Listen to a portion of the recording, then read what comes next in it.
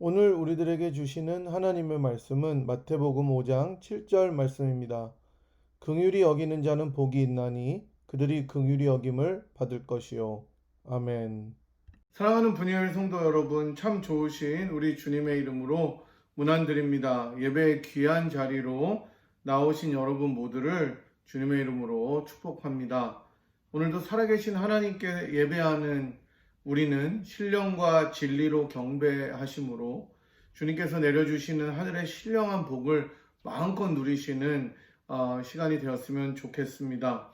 우리의 예배를 통해서 하나님 한 분만 홀로 영광을 받아주시고 마귀의 악한 권세는 온전히 물러가는 그런 복된 시간이 되기도 소망합니다.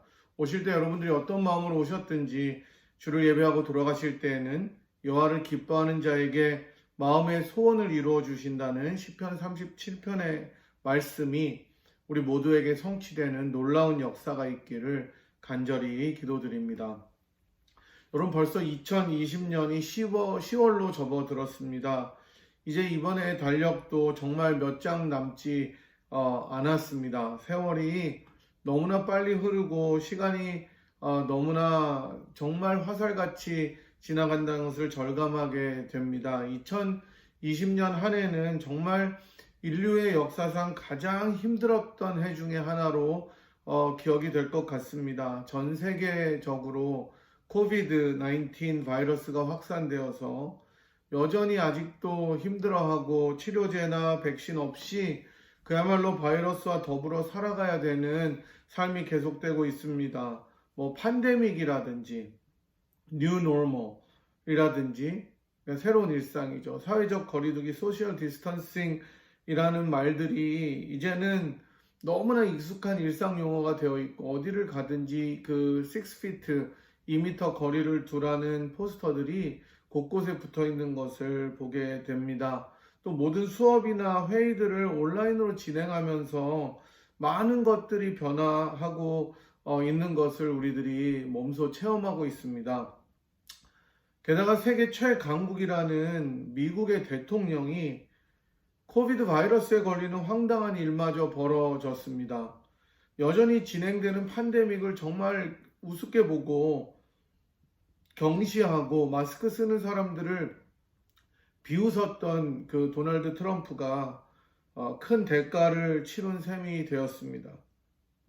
많은 사람들이 이제는 코로나 바이러스가 치료된다고 하더라도 이전에 누리던 것과 똑같은 일상으로 돌아가기는 불가능할 것이라고 이야기하죠. 많은 것들이 변화되는 것을 바라보면서 또 우리가 새로운 것에 적응해야 되는 일이 남은 것입니다. 바라기는 주님께서 이 어려운 시기를 통해서 우리 모두에게 돌아보고 살펴보는 마음을 주셔서 우리가 더 주님의 뜻에 가깝게 회복되는 일상이 회복되는 그런 역사가 있기를 정말로 간절히 소망해 봅니다. 여러분, 저희는 지난 시간에 의에 줄이고 목이 마른 자의 복에 대해서 살펴보았습니다. 이런 사람은 하나님 앞에 자기의 모든 것, 즉 삶 전체를 거룩하고 정결하게 살려고 노력하는 자라고 저희들이 배웠습니다. 하나님의 기준과 뜻에 맞게 자신을 채찍질해서 나가는 자라고 했습니다. 하지만 오로지 자신만을 위한, 즉 개인적인 영역에서만 그러한 것이 아니라 사회의 정의, 소셜 저스티스에도 눈 감지 않고 자그마한 몸부림이라도 치는 사람을 의에 줄이고 목이 마른 사람이라고 일컫는다고 말씀드렸죠. 그리고 이러한 자들의 복은 결국 그들이 그렇게 갈망하고 줄이고 목말라 하던 하나님의 정의와 의로움을 마침내 얻게 되는 것이라고 말씀드렸습니다. 이제 오늘은 8복 가운데 5번째 등장하는 5장 7절의 말씀, 긍휼히 여기는 자는 복이 있나니 그들이 긍휼히 여김을 받을 것이며 라는 말씀을 상고해 보도록 하겠습니다. 사실 긍휼히 여기다라는 말은 교회의 용어라고 저는 생각이 들더라고요. 우리가 일상적으로 교회 다니면서 교인들끼리 서로 이야기할 때 긍휼하다, 긍휼히 여기다, 긍휼 이러는 단어나 말들을 사용하기는 하지만 일반적으로 생활하는 가운데 믿지 않는 사람들과 대화하면 긍휼히 여기다 이런 말은 거의 사용하지 않는 것을 보게 됩니다. 성경에서 긍휼이라는 단어가 사실 많이 등장하기는 하지만 오늘 본문에 나오는 긍휼히 여기다라는 동사는 딱 2번밖에 등장하지 않습니다. 오늘 본문과 히브리서 2장 17절에 등장합니다. 히브리서 2장 17절은 이렇게 나와 있습니다. 그러므로 그가 범사의 형제들과 같이 되심이 마땅하도다. 이는 하나님 앞에 자비하고 신실한 대제사장이 되어 백성의 죄를 속량하려 하심이라. 이런 말씀입니다. 여기서 자비하다는 말로 번역이 되어 있으니까 긍휼히 여기다라는 말은 자비하다와 동일한 뜻이라고 생각해도 될 것 같습니다. 긍휼 혹은 긍휼하다라는 말의 사실 사전적 정의는 불쌍히 여겨 돌보아 주다라는 것인데 저는 이 정의가 긍휼히 여기다라는 말의 뜻을 굉장히 정확하게 표현하고 있다고 생각합니다. 불쌍히 여겨서 돌보아 주는 것, 이것이 바로 긍휼히 여기는 것입니다. 이런 면에서 긍휼히 여기는 것은 일방적인 면이 좀 있다고 할 수 있겠네요. 그러니까 진짜 한 방향에서 나가는 것입니다. 한쪽이 다른 한쪽에게 베푸는 은혜와 호의 같은 것, 이런 것을 우리가 긍휼의 성격이라고 이야기할 수 있을 것입니다. 팔복 가운데 특별히 하나님과 관계 가운데에서 드러나는 복들이 있다면 타인과의 관계 속에서 또 나타나는 복이 있습니다. 예를 들어 심령이 가난한 자 혹은 애통한 자는 확실히 하나님과의 수직적인 관계에서 드러나는 자들이고 또 그러한 복입니다. 하지만 오늘 우리가 살펴보는 긍휼히 여기는 자는 이웃과의 관계, 즉 타인과의 관계에서 표현되어야 하는 그리스도인들의 모습입니다. 하지만 반드시 긍휼히 여기는 자가 이웃과의 관계만 있는 것은 아닙니다. 제가 팔복 강의를 하면서 여러 번 말씀드렸듯이 이 긍휼히 여기는 자는 타고난 기질이나 성품의 문제가 아니라는 것을 먼저 기억하는 것이 중요합니다. 물론 타고나기를 너무나 착하고 진짜 천사 같아서 어렵고 힘들고 참 연약한 사람들을 보면 그냥 지나칠 수 없는 사람들이 있습니다. 하지만 오늘 본문에서 말하는 긍휼은 그런 기질이나 성격이나 성품을 뜻하는 것은 아닙니다. 이것은 하나님의 긍휼하심을 실제로 체험한 자들에게 나타나는 흘러나오는 성품을 이야기한다고 말할 수 있습니다. 그런 면에서 다른 사람들과의 관계에서 표현되는 것이지만 동시에 하나님과의 관계가 그 근원이 되어야 된다는 것은 부인할 수 없는 일이죠. 즉 하나님께서 우리들을 불쌍히 여긴 것을 체험하고 아는 사람만이 다른 이들을 불쌍하고 정말 긍휼하게 여길 수 있다는 것입니다. 여러분, 자녀들을 키우면서 정말 신기한 것이 아이들이 자라갈수록 부모를 닮아간다는 거예요. 정말 가끔 가다가 완전히 다른 돌연변이 같은 아이들이 있기는 합니다. 근데 아주 그런 예외들 말고 대부분의 경우에 있어서 자녀들은 부모의 거울입니다. 부모를 반영합니다. 그 아이들을 보면 부모를 대부분 알 수가 있어요. 그럴 수밖에 없는 것이 많은 세월을 부대끼고 살기 때문에 좋든 싫든 장점이든 단점이든 많은 부분들을 공유할 수밖에 없습니다. 정말 가랑비에 옷 젖는다고 자신도 모르는 사이에 부모의 영향이 몸에 배는 것이죠. 저희 집의 자녀들만 봐도 그렇습니다.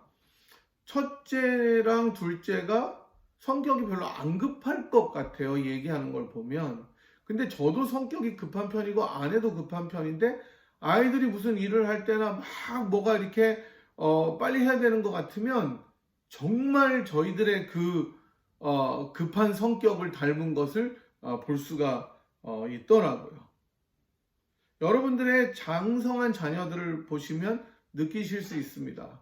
한 번은 제 친구 목사님이 저희 아들이 걷는 것을 보면서 야, 어떻게 홍 목사님이랑 그렇게 걸음걸이도 비슷하냐. 그런데 사실 그 목사님은 아들 셋이 다 자기를 닮았어요. 그리고 이제 여러분들은 손자, 손녀들을 보시면서 여러분의 아들과 따님들을 그 손자, 손녀들이 닮아가는 것을 보시면서 참 신기해 하실 것 같습니다. 얼마 전에 제가 다큐멘터리 하나를 보았는데 이탈리아의 범죄 조직인 마피아 있잖아요. 그 중에 대부 중에 대부인 마테오 메시나 데나로라는 사람이 있습니다. 이 사람은 93년인가 92년에 수배가 됐는데 아직까지도 잡히지 않고 있는 정말 악당 중에 악당이고 유령과 같은 정말 신출귀몰한 악당입니다. 그런데 이 사람 아버지가 이 마피아의 중요한 두목들 가운데, 한 지역의 두목들 가운데, 로컬 두목들 가운데 하나였다고 합니다. 그런데 그 로컬 두목들을 다 이끄는 최고의 두목이 이제 그 밑에 있는 두목들을 숙청해야 되는데 이 사람의 아버지가 숙청을 면한 거예요. 은혜를 입어서.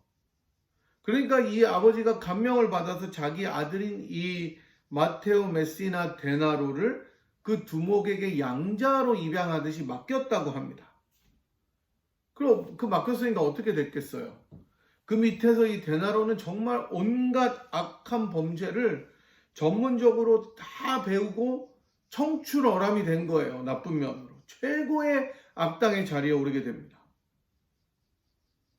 그리고 살인과 청부살인과 뭐 마약과 모든 것을 다 하면서 아직까지 잡히지 않고 있는 거예요. 지금 나이도 많은데. 정말 극단적인 얘기긴 하지만 얼마나 부모가 어린 자녀들에게 주는 영향이 큰지를 잘 보여주는 예라고 생각합니다. 아이들은, 자녀들은 보고 배운 것을 습득해서 저절로 하게 되는 것입니다. 경험한 것이 우러나오게 되는 것입니다. 이렇게 나쁜 것을 배운 사람들은 악한 짓을 하게 됩니다. 자연스럽게 됩니다. 반면에 좋은 것을 보고 듣는 아이들은 정말로 건강하게 자랄 수밖에 없는 것입니다. 여러분들이 잘 아시듯이 화초에다가 계속 너는 왜 이렇게 안 자라냐 욕하고 스트레스를 주면 그게 금방 죽고, 정말 너는 너무 이쁜 꽃이라면서 물을 주고 사랑하면 그 화초가 오래 자란다고 하는 그 실험의 결과처럼 사람은 장성하면서 좀 영향을 덜 받기는 하겠지만 무엇을 경험하고 무엇을 보고 듣고 체험하느냐에 따라 큰 영향을 받게 되는 것이죠.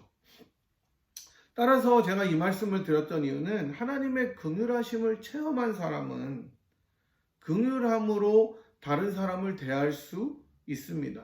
내 안에 긍휼함에 대한 경험이나 체험이 전혀 없다면 나는 긍휼함이 뭔지도 모르고 그렇게 사람을 대할 수도 없다는 것입니다. 마치 자녀들이 부모에게 전혀 없는 것을 아예 돌연변이처럼 하기가 참 어려운 것처럼 내 안에 전혀 긍휼함이 없는데, 그 내 안에 긍휼함의 체험이 하나도 없는데 그것을 표현해낼 수가 없다는 것입니다. 결국 사람은 몸에 배인 것을 반응하게 되는 것입니다. 내가 하나님께 불쌍히 여김을 받았다는 것을 알지 못한다면 어떻게 다른 이들을 불쌍히 여길 수가 있겠습니까? 이론적으로 머리로는 생각하고 알 수는 있지만 그것을 온 인격과 나의 성품과 행동으로 표현하기는 굉장히 어려운 일입니다. 사실 주님께서 우리를 긍휼히 여기시고 불쌍히 여기시는 이러한 것은 성경의 여러 곳에서 아주 자주 찾아볼 수가 있습니다. 하나님의 긍휼하심은 그저 마음으로만 안타깝고 불쌍하게 여기시는 것이 아니라 그러한 마음이 행동으로 구체적으로 표현되는 것을 성경은 보여줍니다. 마태복음 15장 32절에서 39절까지는 우리 예수님께서 4,000명을 먹이시는 기적을 기록하고 있습니다. 32절에 보시면 예수님께서 이렇게 말씀하십니다. 예수께서 제자들을 불러 이르시되 내가 무리를 불쌍히 여기노라. 그들이 나와 함께 있은지 이미 사흘임에 먹을 것이 없도다. 길에서 기진할까요 굶겨 보내지 못하겠노라. 이렇게 말씀하십니다. 예수님께서 함께한 무리들을 불쌍히 여기신다는 것입니다. 그들이 기진하고 굶고 지칠까봐 예수님께서 그 마음의 불쌍함이, 긍휼함이 솟구치신다는 것을 보여주고 있습니다. 그리고 예수님께서는 단지 그것을 마음으로만 가지신 것이 아니라 그들에게 떡 7개와 생선을 가지시고 7광주리가 넘게 남도록 배부르게 먹여주십니다. 이렇게 볼 때 긍휼함은 내적인 동기와 마음이 될 뿐만 아니라 행동으로 표현하는, 즉 실제로 내가 돌보아 주는 것을 말씀한다고 할 수 있습니다. 하나님께서는 저와 여러분들을 불쌍히 여기셔서 단지 마음으로만 전전긍긍하신 것이 아니라 아이고 불쌍해라, 저 죄인들을 어떻게 할까, 이렇게만 하신 것이 아니라 실제로 놀라운 은혜를 베풀어 주셨습니다. 자기의 사랑을 확증하셨습니다. 어떻게요? 자기의 가장 사랑하는 독생자이신 아들인 예수 그리스도를 사람의 몸으로 우리에게 보내어 주셨습니다. 그리고 그 아들이신 예수 그리스도는 여러분과 저를 위해서 친히 사람의 몸으로 겪어야 할 모든 시험과 아픔과 고난과 환난과 어려움을 동일하게 체휼하셨습니다. 몸소 겪으셨습니다. 그리고 마침내 십자가에서 죽기까지 모든 고통과 아픔과 고난을 인내하시면서 우리를 죄에서 구원해 주셨습니다. 저는 이렇게 볼 때 하나님의 긍휼하심과 자비하심과 불쌍히 여기심의 절정은 십자가에서 나타난다고 하겠습니다. 우리를 불쌍히 여기시고 우리를 긍휼히 여기신 자비의 하나님, 그 사랑의 하나님은 저와 여러분을 살리기 위해서, 우리 모두를 살리기 위해서 자기 아들의 목숨을 버리시면서까지 행동하신 것입니다. 돌보아 주신 것입니다. 우리의 죄악을 용서하신 것입니다. 그래서 우리는 그리스도의 십자가를 바라볼 때, 그 앞에 나아갈 때마다 하나님의 긍휼하심을 체험하게 되는 것입니다. 하나님의 긍휼하심을 맛보게 되는 것입니다. 맛보아 알게 되는 것입니다. 우리가 사랑하는 찬양, 찬송가 151장은 우리가 이따가 설교 끝나고 말씀 끝나고 여러분이 부르실 찬양입니다. 그 2절은 이렇게 노래합니다. 주 십자가 못 박힘은 속죄함 아닌가, 그 긍휼함과 큰 은혜 말할 수 없도다. 십자가 내가 처음 볼 때에 나의 마음에 큰 고통 사라져 오늘 믿고서 내 눈 밝았네. 참 내 기쁨 영원하도다. 아멘. 저는 이러한 하나님의 긍휼하심은 그렇기 때문에 용서와도 연결된다고 생각합니다.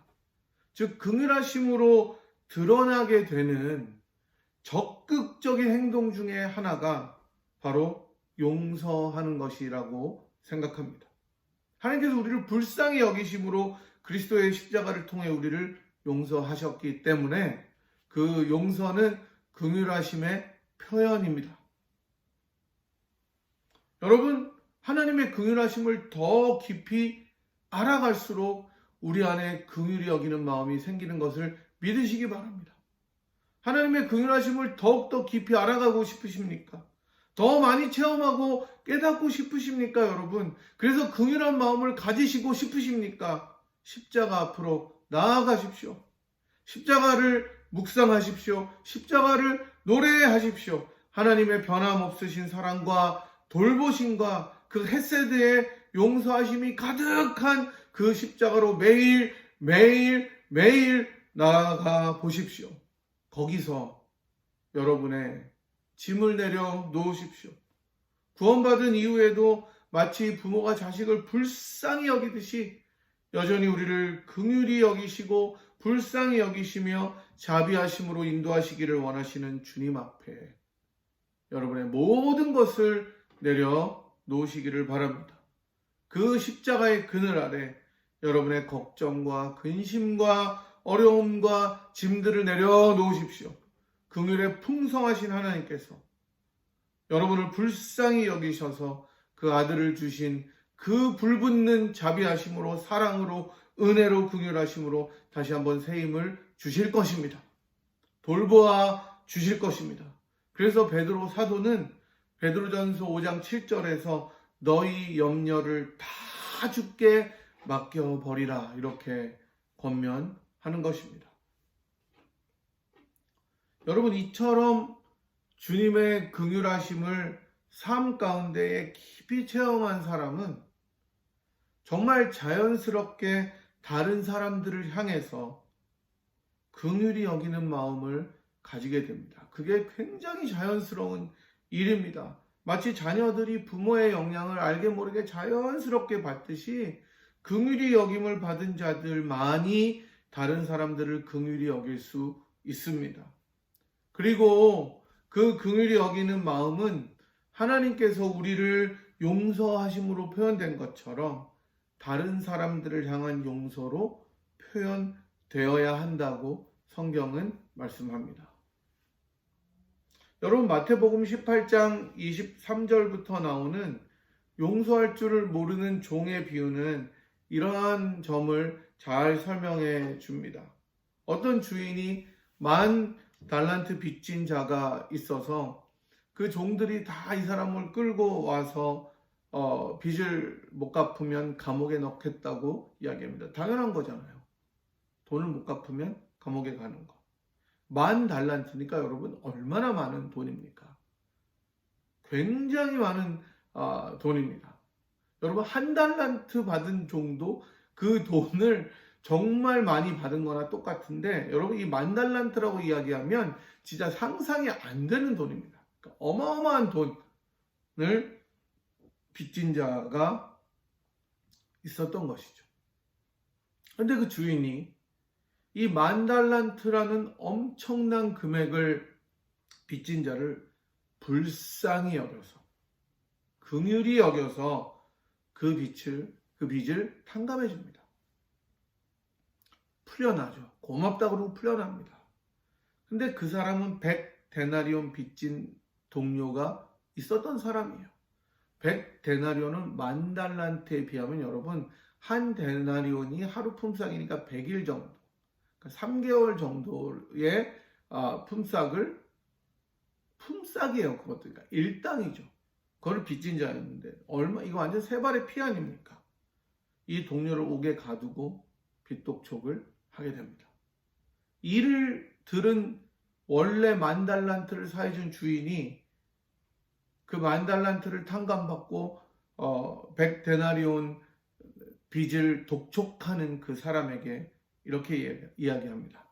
악한 종아, 내가 빌기에 내가 내 빚을 전부 탕감하여 주었거늘 내가 너를 불쌍히 여긴과 같이 너도 내 동료를 불쌍히 여김이 마땅하지 아니하냐, 이렇게 이야기합니다.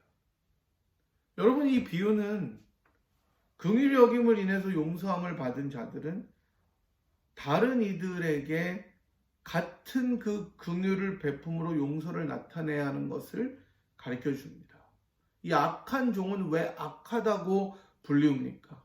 긍휼함으로 용서함과 정말로 탕감함을 받았음에도 불구하고 긍휼함으로 그 다른 이들에게 다가가지 않았기 때문입니다. 여러분, 사실 싫어하는 사람을, 미워하는 사람을, 아니 무고하게 나에게 해를 끼친 사람을 용서한다는 것은 정말 어려운 일입니다. 잘 되지 않습니다. 저도 잘 되지 않습니다. 몇 번씩 결단을 하고 기도를 해도 쉽지가 않습니다. 다시 그 사람을 생각하면 미움이 솟구치고 열이 받고 화가 나고 그렇습니다. 그게 뭐 가족일 수도 있고 친구일 수도 있고 이웃일 수도 있고 또 전혀 또 다른 남일 수도 있어요. 평생 따라다니는 짐이 될 수도 있습니다. 그 대상이 누구든지 그래요. 바로 이럴 때 우리가 주께 기도해야 될 것은 주님께서 나에게 긍휼히 여기는 마음을 달라고 기도해야 된다고 저는 생각합니다. 더불어 내가 주의 긍휼하심을 더 깊이 알아가게 해달라고 기도하셔야 됩니다. 그래서 주님께서 나를 불쌍히 여기셔서 용서하셨다는 그 감격이 흘러 넘쳐야 나에게 비로소 용서의 길이 조금씩 열리게 되는 것입니다. 이제 주님께서는 이렇게 긍휼히 여기는 자가 복이 있는 이유를 말씀해 주시는데, 그것은 그들이 긍휼히 여김을 받을 것이기 때문이라고 하십니다. 이게 참 놀라운 사실입니다, 여러분. 다른 이들을 긍휼히 여기는 사람들은 그들을 불쌍히 생각하고 용서를 베풀수록 자기를 향한 하나님의 긍휼하심을 더욱더 놀랍고 깊게 체험하게 됩니다. 다른 이들을 용서할수록, 다른 이들을 내가 돌보아 줄수록, 다른 이들을 사랑하면서 섬길수록 나를 용서하신 그 하나님의 사랑과 긍휼하심의 깊이가 더욱 감사해서, 또 그 감사함과 감격으로 다른 이들을 더욱더 긍휼히 여기게 되는 아름다운 순환이 일어나게 되는 것입니다. 하지만 여러분, 오늘 본문에서 긍휼히 여김을 받을 것이라는 이 미래형은 한스 베츠라는 학자의 말처럼 아무리 우리가 긍휼히 여김으로 많은 용서와 돌봄을 다른 이들에게 나타내었다고 하더라도 우리는 여전히 하나님의 자비하심, 즉 긍휼히 여기심을 필요로 한다는 것을 보여줍니다. 저는 이 말이 너무나 통찰력 있는 말이라고 생각을 해요.